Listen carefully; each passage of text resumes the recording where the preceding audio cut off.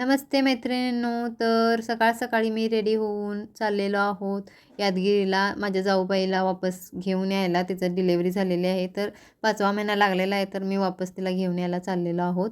तर on the way इथं बघू शकता विजापूरच्या खेडेगावातील वातावरण किंवा हिरवळ बघू शकता. विजापूरमध्ये कुठंही हिरवळ दिसत नाही, ओली हिरवीगार झाडं दिसत नाही किंवा असं शांत वातावरण अजिबात दिसत नाही. तर हे मी जाता जाता पाऊस आला होता थोडा आणि जाता जाता हे फॅन मी बघितलं, तर खूप छान वाटलं हिरवळ पाहून. विजापूरमध्ये हे फर्स्ट टाईम मी पाहिलेलं आहे.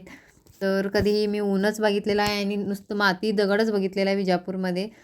जर तुम्हालाही नेचर आवडतं, नेचरमध्ये रमायला आवडतंय, तर नक्की कमेंट करून एकदा सांगा. आणि फॅन बघू शकता इथं किती छान फिरत आहे गोल गोल. तर विजापूरमध्ये यावर्षी थोडं पाऊस खूप पडला आहे, त्यासाठी हिरवीगार झाडं झाली असणार. तर त्याआधी इथं तर मराठी माणसांनाही पाहिलं नाही मी आणि हिरवीगार झाडं पण पाहिली नाही.